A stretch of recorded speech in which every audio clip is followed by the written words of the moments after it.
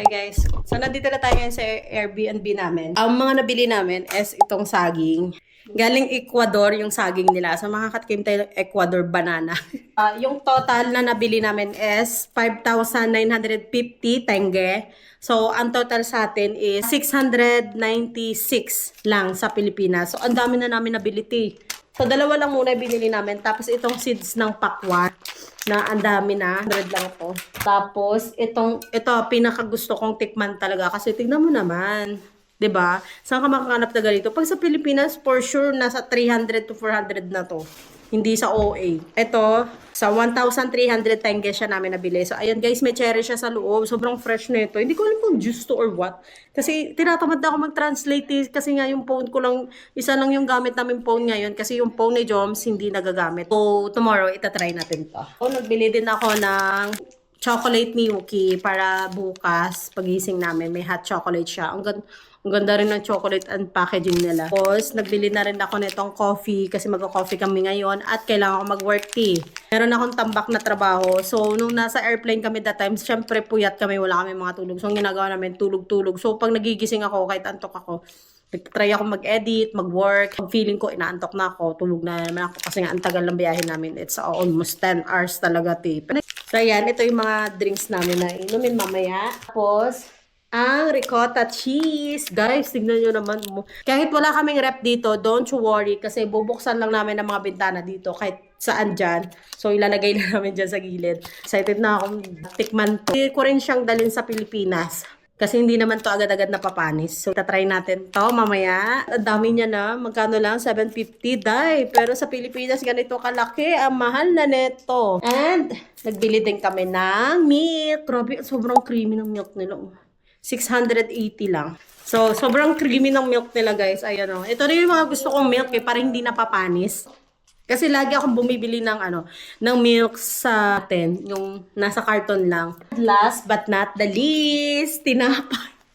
Natatawa kami kasi kakaiba yung tinapay nila. Tignan nyo naman yung tinapay nila. So, fresh din to, kaka-deliver lang kanina. Tapos ang bango, sakto pagpasok namin dun sa loob. Ang daming kinuha na itong isang lalaki doon sa loob. So, sobrang dami niyang kinuha. Sabi namin, try natin to kasi dapat gusto namin sana yung mahaba uli yung kinain namin kanina. So, ito, tatry natin ito. So, magtitimpla na tayo ng coffee. Yung open lang namin to ay yung window namin ng kahit unti lang, may pumasok lang na lamig kasi medyo warm na dito, medyo mainit na dito sa loob kasi sabi ko naman sa inyo, ito, mainit yan. So, dami yan hanggang doon. Coffee. Ayan, meron na tayong hot water. So, timpla-timpla muna tayo, dahil. Buksan natin. Wow, ang lamig. So, ganyan ang labas namin, dahil. Ayan. Sobrang presko. Titikman natin tong Americano cream. 3-in-1 na siya, guys. Hati na lang kami ni Jomsy. Ang dami. No, yung iba. Yung ka na.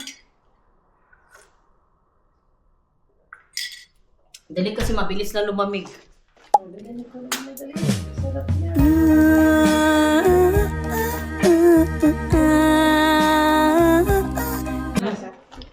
Maasim-masim.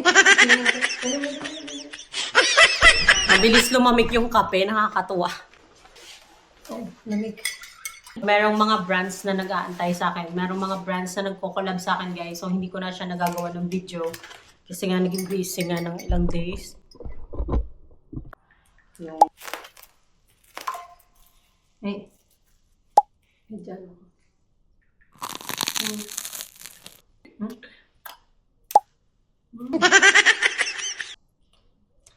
Mabilis lumamig.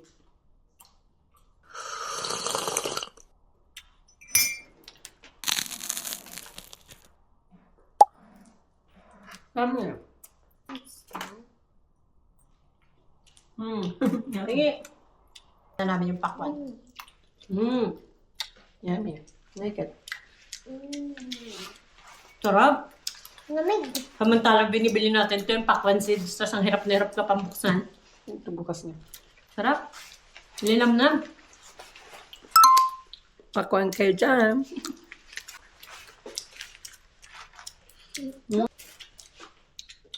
Ayun ako nakakita ng aso. May aso nga naglalakad eh. Hindi dito eh. Yan yan. Kailangan magpamas. Pusi ko ang kailangan. Hindi dito dito. Yan. Kasi guys, bago kami umalis, grabe yung tinapos kong trabaho as in, sobra. Aray! Tapos hindi pa nga actually tapos eh, kasi ginagawa ko pa siya dito.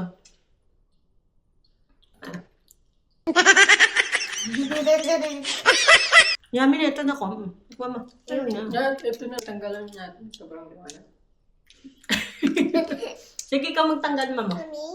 Sige, push mo muna yan. Ah, grabe, may frozen shoulder kasi ako, guys. Ayan. I promise. I'm promised ka na, ha? I promise. Ang ganda siguro lagay mo sa baso. Paano ba to? Ganang-ganan? Philippines.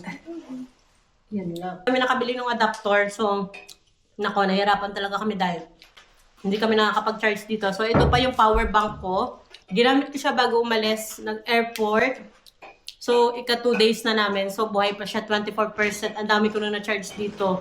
3 battery ng Insta360 ko na ilang beses ko siyang chinarge, mga 4 times. 4 times ko siyang chinarge ng 3 battery yun ah. So, ilang oras yun. Tapos, dito sa cellphone ko, chinarge ko din. Tapos ito sa pen. Sinacharge ko din siya sa pen. Tsaka dito sa may iPad. So, marami ka na lang talaga matcha-charge. So, ang ganda ng Ugreen na to, guys. Kasi, ano siya, pasok siya sa airport, hindi siya inarang sa Thailand tsaka sa Philippines. So, kailangan talaga, guys, pag bibili kayo ng power bank, yung cable, tapos laking tulong nito sa amin.